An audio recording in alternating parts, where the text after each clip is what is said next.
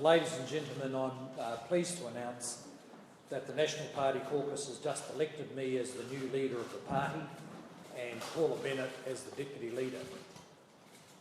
I want to thank my colleagues for the trust they've shown in me and for the constructive and civil manner in which they have debated over and chosen a new leadership team. I welcome Paula as the deputy leader. I'm proud to have a smart, accomplished and energetic woman as National's first female Deputy Prime Minister and New Zealand's second only Deputy Prime Minister who's a woman. She brings with her the political experience of winning and holding marginal seats, implementing world-leading welfare reforms, and an inspiring journey from teenage solo mum to Deputy Prime Minister of New Zealand.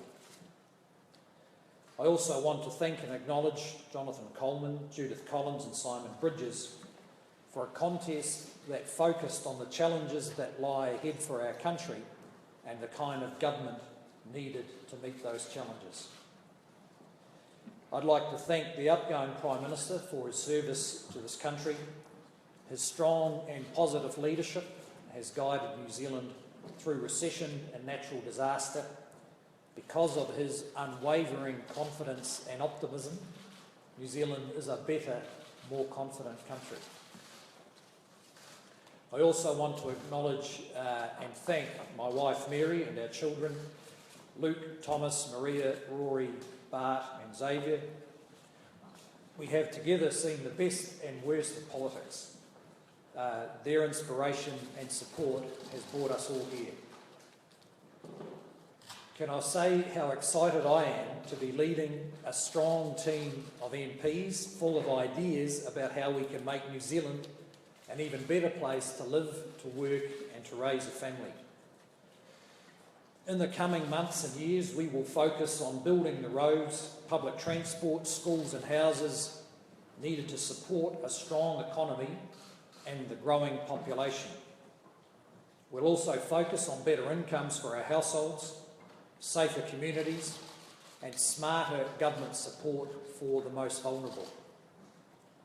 This will be a government supporting economic growth and ensuring that the benefits of growth are widely shared. I will also seek to build on the international recognition earned by John Key for New Zealand's increasingly distinctive place in the global community as a successful economy, open to trade, open to investment and immigration. The National Party has always valued enterprise, hard work and the rewards that go with success. We recognise the aspiration of all New Zealanders to flourish.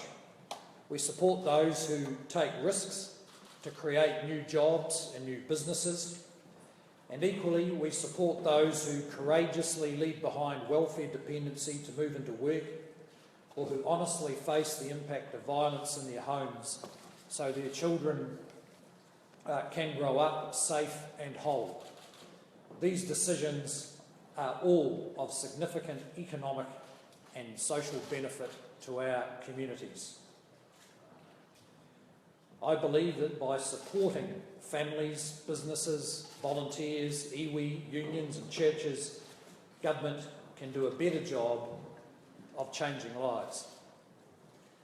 Last Thursday, after it was apparent that I may succeed in the leadership of the National Party, I went to a women's leadership conference I'd been booked in to speak at, and there I heard a poem performed by Selina Tusitala March, in which she said, "Lead and dig up the diamonds around you." That is our task together. Ladies and gentlemen, Deputy Leader of the National Party, Paula Bennett. I am honoured to have been selected to be the Deputy Leader of the National Party. This is a party that I have belonged to for a very long time and one I am immensely proud to be a member of. To serve the National Party as Deputy Leader is a great privilege and a responsibility that I take very seriously. And there is no one that I would rather be standing next to and supporting then very soon to be Prime Minister Bill English. We've worked closely together for many years. I deeply admire and respect him. He will serve this country as Prime Minister with drive, determination and compassion. And he has a really strong team and caucus standing behind him. Our caucus are incredibly talented and hardworking, and I am looking forward to working more closely with them in my new role and serving my country in this new role as well. Thank you. Mr. English, Any questions? what's the time frame for your cabinet reshuffle? Later in the week, but certainly before Christmas. So will it be this week or next? Well, that's yet to be seen, but as soon as we can reasonably get through all the processes. What are you looking at for that reshuffle? What's the important? The important thing is a cabinet that can make decisions we think are going to work for New Zealand.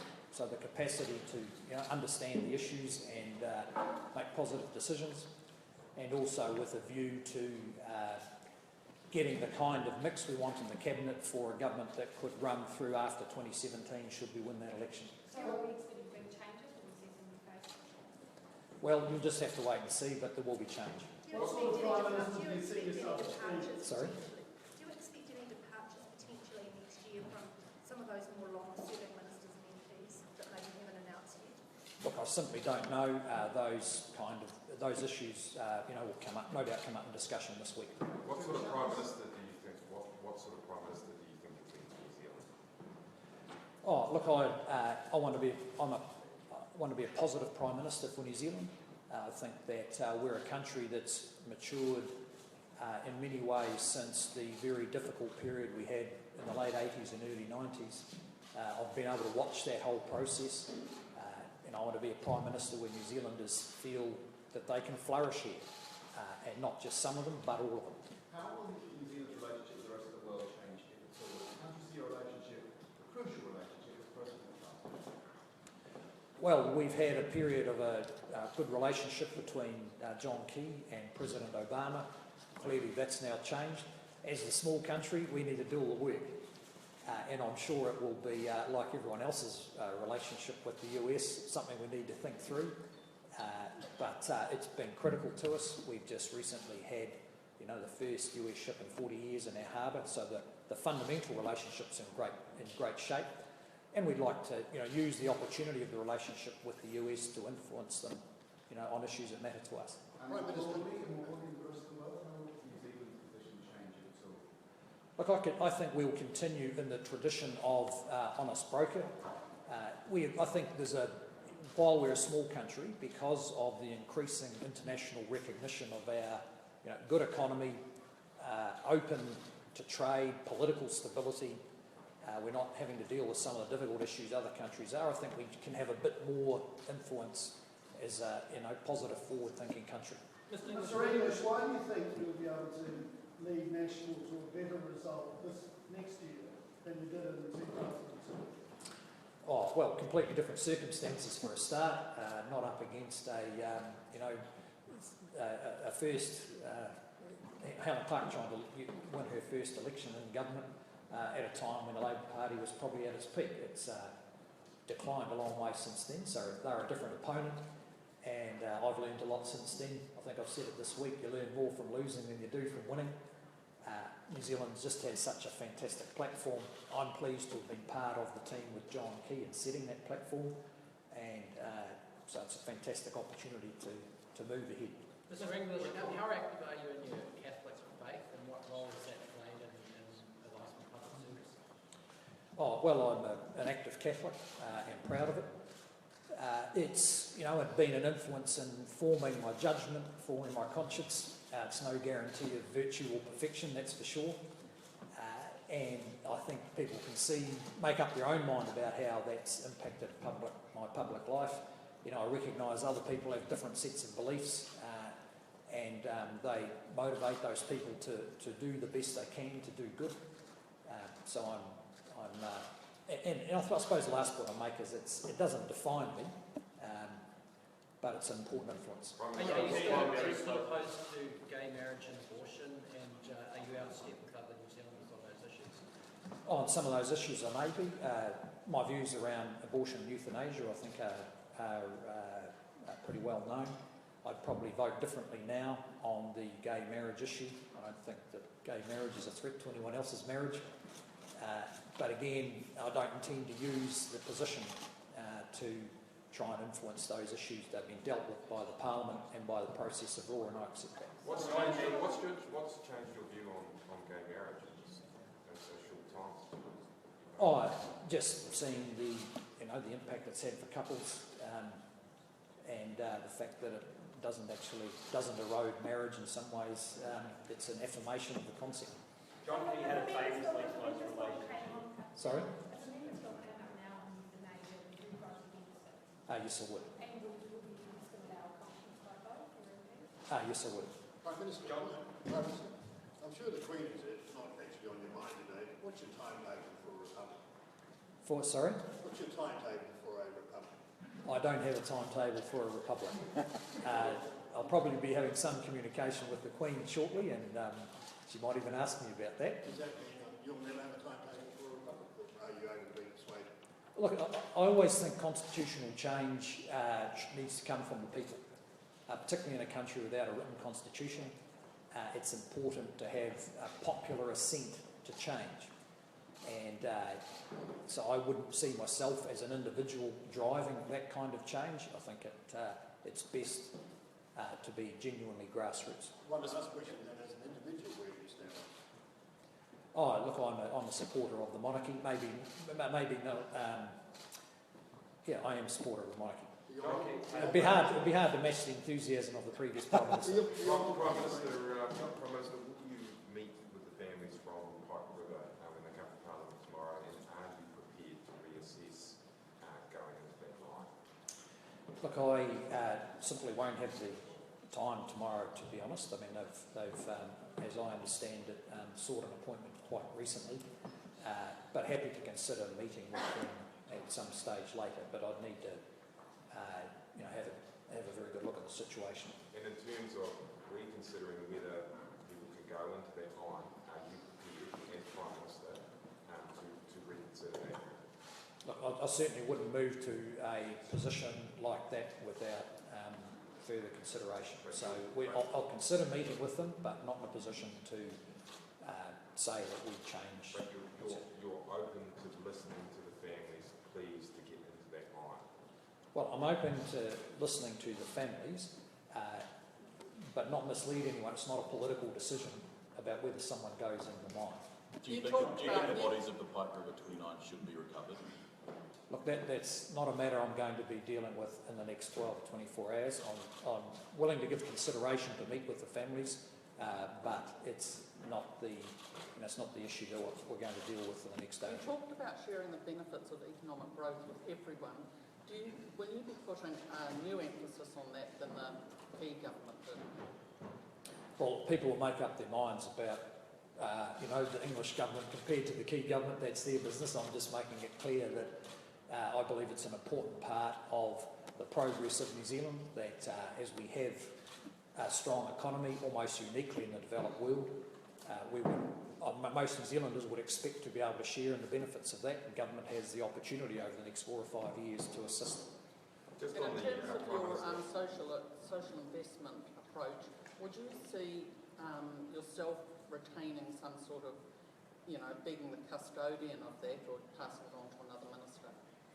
Well, that'll be worked out through the cabinet process, but regardless of ministerial arrangements, I will be taking an overview of it, because I am firmly of the view that government can do a better job with supporting the most vulnerable. There's no reason. We need to be much more active, much more focused on those who have huge challenges, and government has enormous capacity to do a better job, and I want to make sure that happens. Are you willing to revisit policies like raising the age entitlement of superannuation? Well, we haven't had any discussion about that. I mean, part of the discussion of the last week, is to give us the opportunity to take a bit of a stock take with policy. go through, just check how it looks in the light of change of leadership, the proximity of the election, and changes in the team over the next week or so. But Mr. Key took a very strong personal stance on that, saying he would resign if there was any increase under him. Do you intend to carry that on, or are you willing to revisit that policy and actually be open to potentially a change? Well, I'm not making the same pledge as the previous Prime Minister did. That was a product of its time where there was a need to establish trust. And I think it was a sound decision then, because the election was followed by a recession which could have caused real insecurity for older people. I think now we have built credibility as a government that we will support those who are dependent on government for income. We won't put them in a worse position. We'll work to get them in a better position, and that maintains. That is currently the policy. One of the things we've heard a lot about from the backbench over the past week is the desire to be more included in the decision-making process. How could you see that playing out? Well, my deputy leader here, Paula, is going to be overseeing that. There's a natural opportunity for it now as we head into election year. Any government gets involved in its own processes. There's an opportunity now to clear the deck somewhat, to get focused on the policies we want to take through election year, and of necessity that requires the caucus to be involved. And I think we're also going to be running a bit of a broader team, because the previous Prime Minister had a capacity that took up a lot of political space. We're going to have more people with a sense of purpose to be able to do that. Prime Minister, does that mean having more people in Cabinet? No. You will keep Cabinet at 20? Well, there's a limit on the executive, and we'll stick to that. Does the policy rethink include housing, and would you take a fresh look at the idea of more government involvement in building housing? Well, that's already... Look, we will be doing a stock take, but the government's already pretty heavily involved, and you'll see more of that rolling out over the next 12 months. Just on the ministerial, does that mean possible numbers outside Cabinet? No, look, there's a limit on the executive. It's a self-imposed one, but one that we need to stick to. So you shouldn't expect to see an expansion of the executive numbers. Prime Minister. Sorry?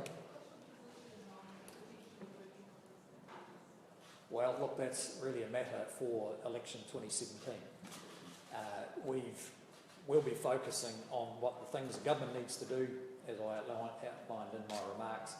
Look, we've got a historical relationship. I was in the caucus in the early 90s when Winston Peters was there, but our focus is on policy that's going to work for New Zealand. We've got a coalition in place. That's naturally who we're working with, and the business of worrying about New Zealand first, I think, will arise after an election. John, he has a famously strong relationship with Malcolm Turnbull. What's your relationship like with Malcolm Turnbull, and how do you see the New Zealand-Australia relationship progressing under Prime Minister Bill English? Oh, look, it'll progress positively.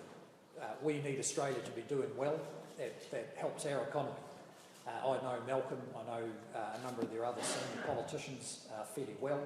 New Zealand's getting quite good press coverage over in Australia. They've got a positive attitude towards us, and I think that bodes well for an ongoing positive relationship. The progress of it now is always going to be incremental, because we have one of the most integrated economies between two sovereign countries in the world. So I wouldn't see big shifts in it, but certainly continuing to build on that integration, because it works for New Zealand. Are you open to pushing for things that New Zealand and Australia want, like more access to the NDIS program, Medicare benefits, things like that? Are you open to looking at that?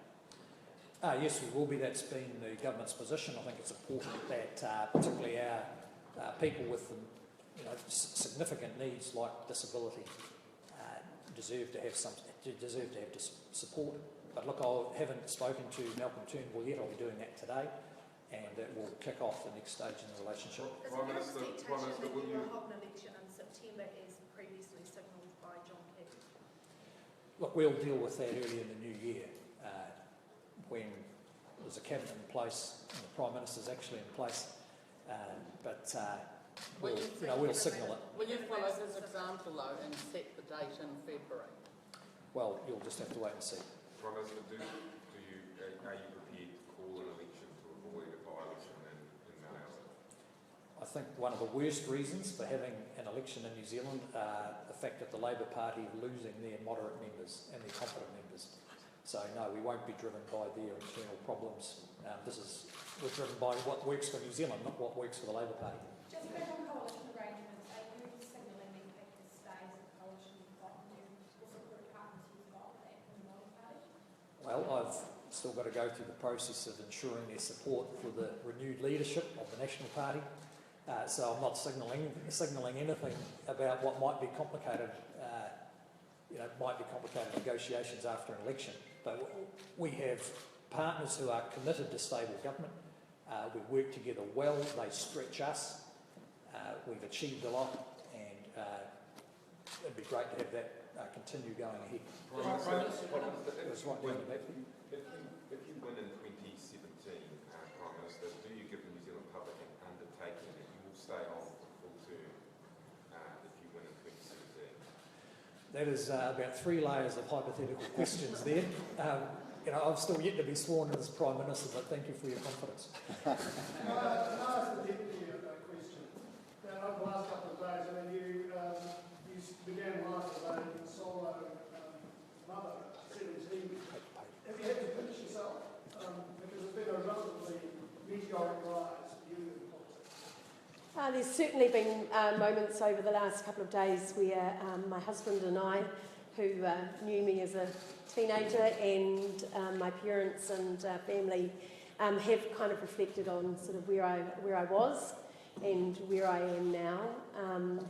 There was, a moment when I was a 17-year-old Māori solo mum in Turnbull with left school with no qualifications. I didn't have a job, and it looked pretty bleak actually. And I reckon it's a credit to this country more that there are opportunities and actually you get a second chance, and if you step up to them and then step in, New Zealanders reward you for that hard work. And it's what drove me to the National Party actually, was that real drive behind it, that you can get ahead, you can really make something of yourself and they'll give you a second chance. So the last couple of days have been pretty reflective, I must say. We'll go to some more serious talk in a minute. I think you'll see all of who I am. I love this country, and I've got a role to play now with my caucus, and it's a different role. So I think you will see me step up and into that.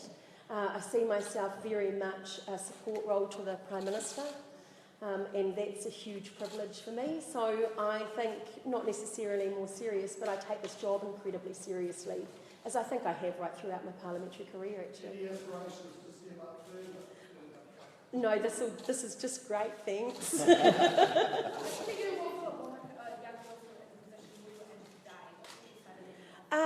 I know how incredibly hard it is, and I also know that I'm about to tell them that there is opportunities out there and that their future is not predetermined.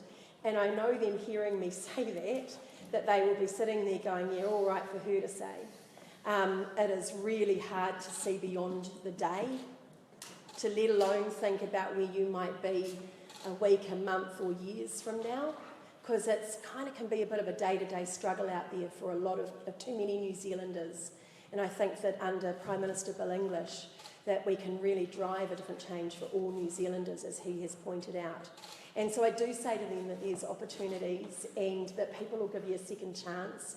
And even with baby in tow, you can sort of pick that up, and there's some remarkable people that will back you. And I also recognise that what I'm asking of them is a really big call and quite hard for them to see it sometimes. How important is it that...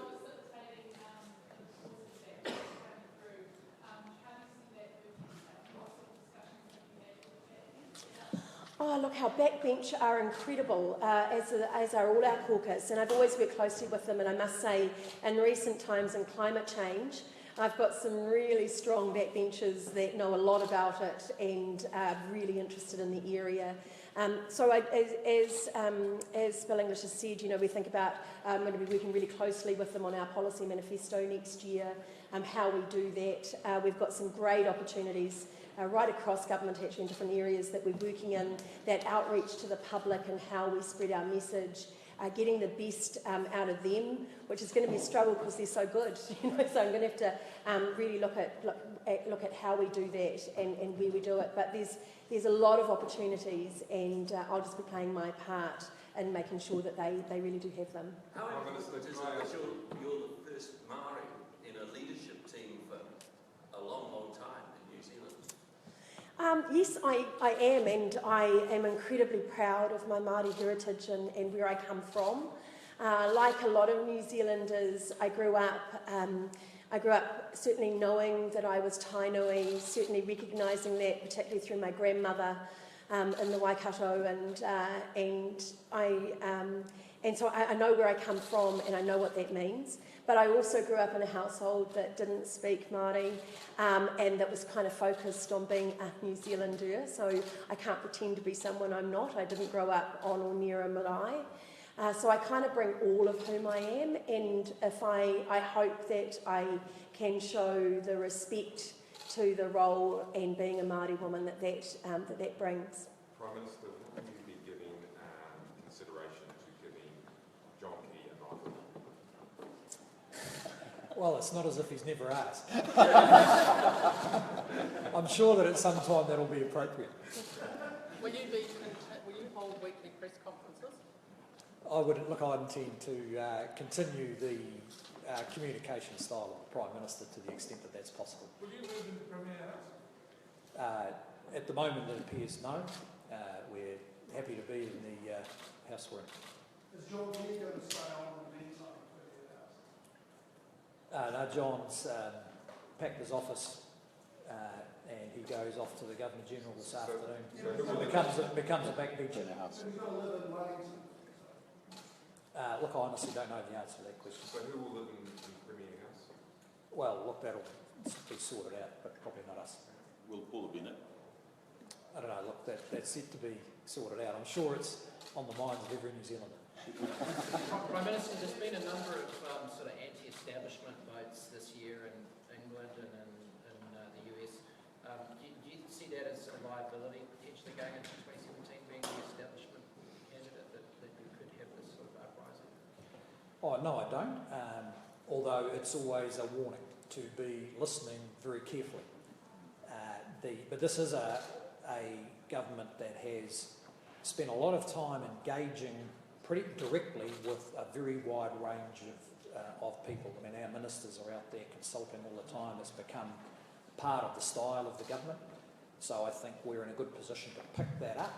I've been part of conversations just in the last few months around New Zealand where talking with voters about where those voters might be. And, we have the ability to, I think, listen pretty carefully. But equally, the economy here has performed better than most others. So we don't have the same large pool of people who feel like they're missing out. And an economy growing at 3.5% as it is now, the opportunities have been there for most people. There's always someone, though, for whom we can do better, and we're committed to finding them, working out what's going to work, and doing better. How would you summarise the difference between an English-led government and a Key-led government? Well, I don't think we can yet because there isn't yet an English-led government. That'll start this afternoon. And in any case, the public will decide about those differences. John Key has given me and the caucus a fantastic opportunity to build on his remarkable leadership. He'd be the first to say there is so much more to be done. And we recognise that and we're organising ourselves for it. We'll have different circumstances. We're not heading into a recession. Hopefully there aren't a series of major earthquakes out ahead of us. The global circumstances are a bit different, so the government will be a bit different. You elaborate about helping people who are less fortunate, and so as your deputy. Do you think that's a different characteristic of what was your government from the Key government? Look, again, people will make their own judgment. the government's been on a track. It's the current, under John Key, the current government has supported, for instance, the first increase in benefit levels for families with children on welfare in 40 years. So I think a few pegs have been laid down, and we're signalling that we'll be continuing down that road. Prime Minister, can you elaborate on the Selina Marsh poem that you quoted and what you sort of particularly mean by that line about diamonds? Oh, just simply that, in a country that's going well, people have the opportunity and you find them everywhere. Part of the privilege of politics is people who, in our electorate offices, you find are making hugely courageous decisions with very difficult lives, and with a bit smarter support from government, could really achieve their aspirations, and their aspirations, are different from everybody else's. I've never been in a community where there isn't someone with the vision and the energy to change how it works. And so I suppose it's someone else said something that I meant, and that's why I quoted it. So you're talking about diamonds throughout New Zealand society? Well, look, yes, the government isn't the answer to everything. Most of our answers are in our own families and communities. Sometimes government gets in the way of that. This is a government that is going to be focused on understanding at a very individual level what's going to work with people, and then supporting them to achieve it. And that's underway. It's part of our social investment focus, for instance, is really understanding our customers. What is it that a 23-year-old with mental illness really wants, and what can we do to ensure they get it? The same as going into a business or talking with young entrepreneurial people. What is it we can do so that they can achieve those aspirations? And look, it is a political difference between us and the current Labour Greens coalition, who believe the government's the answer to everything.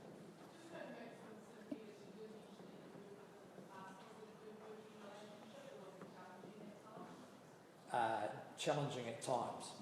Would you be happy to have him as your Deputy Prime Minister in a coalition arrangement after next year's election? Again, there's several layers of hypothetical. We've got to... It's not that hypothetical. Oh, well, it is. And, but would you be happy to have him as your Deputy Prime Minister? Those issues will be dealt with at the time.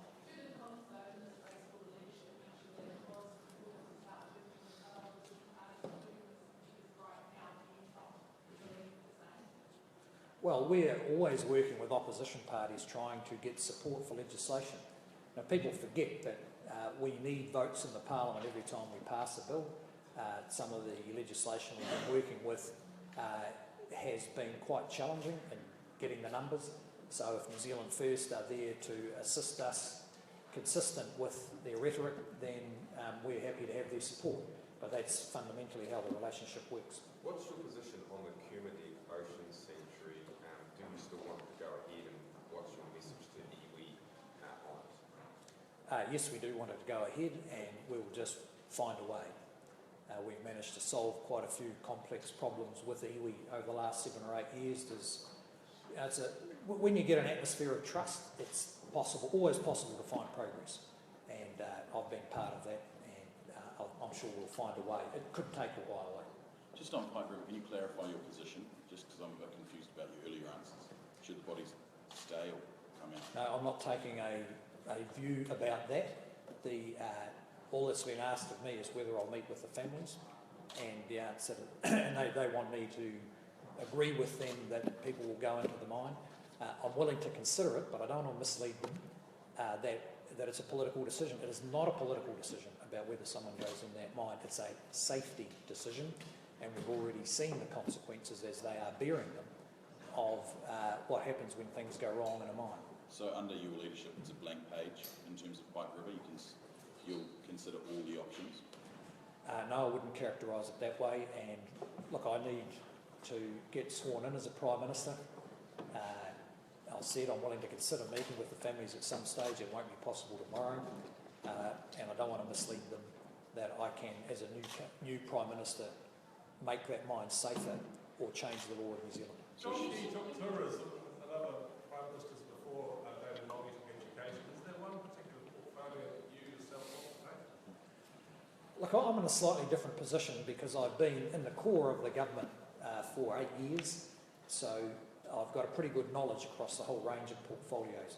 So at this stage, it's unlikely that I will pick one out, but I think the ministers and the public service, I think, will be reasonably clear that some of the issues I've focused on over recent years, I'll continue to focus on.